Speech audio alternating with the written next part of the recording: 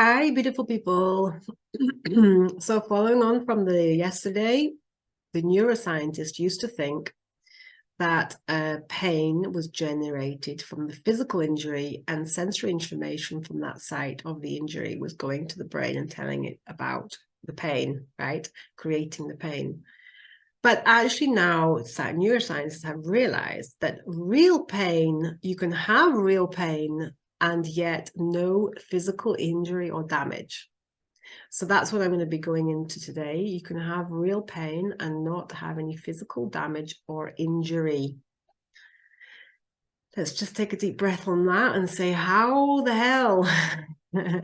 And this is clear from the story, the story that I told you, the true story that I told you about the construction worker.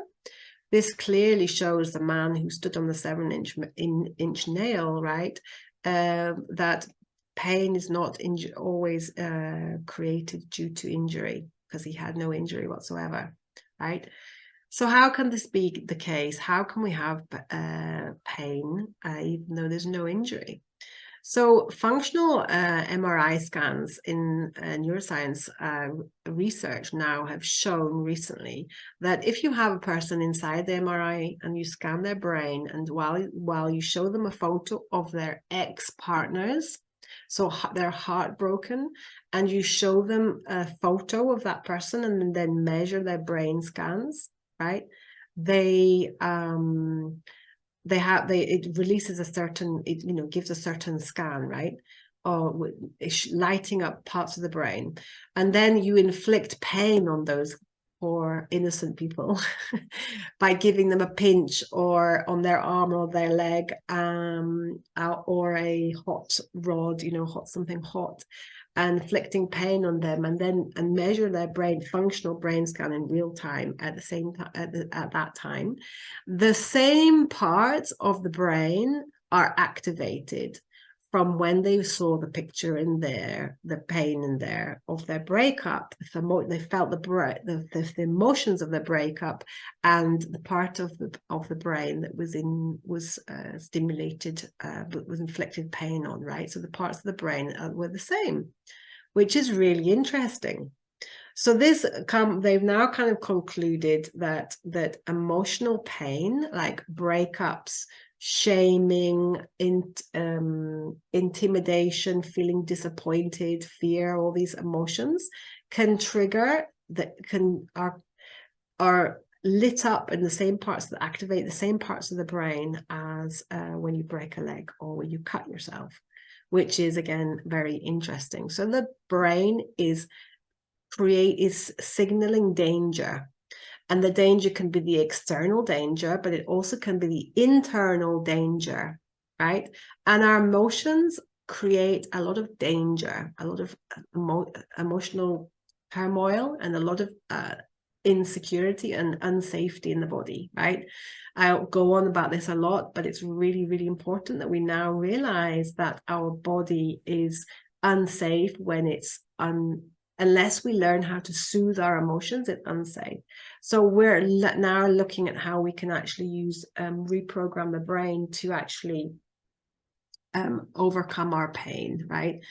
The part of the brain that controls the majority of the pain is our subconscious mind. This is the automated part of the brain. This controls your heartbeat and your heart rate and your digestion, right?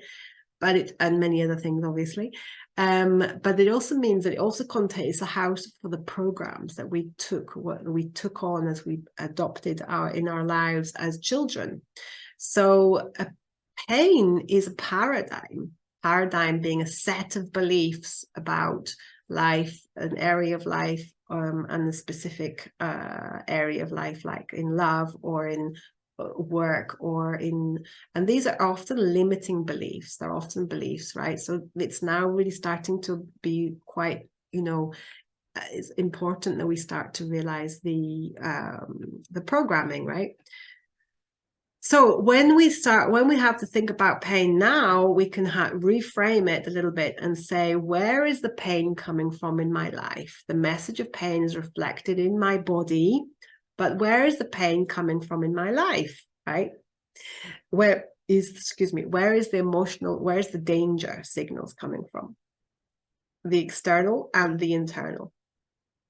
So, for example, you may have a pain in the ass, boss, excuse my language, or pain in the neck, boss, and you might start to create pain in the neck, right? It's an alerting us to the danger of that your body feels in that environment. You might get, when you're a child, you might have got sick to the stomach to go to school and feel, some kind of problem in the stomach. They might get sickness in the stomach when you see an injustice happen or something like that, right? You feel sick to your stomach.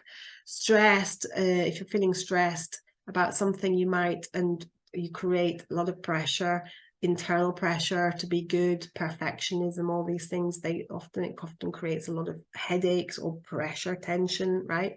We're holding things in, and this happens all the time, so we just have to be really aware of it. It's called neurocircuit pain or neuroplastic pain, or alternative mind-body pain, mind-body syndrome, right? It's perceived danger pain, and this is really, really vital to get. It's very real, and obviously there is no judgment and making wrong of the pain. It's not, your body's not doing something wrong. In fact, your body is very, very wise and very, very, it's very important to get the message, because as soon as the message can be given to the body, well, as soon as we are aware of the message and get to the root of the pain, which I do in my programs, then the pain can be released, right? They don't need to be, it doesn't need to be there anymore.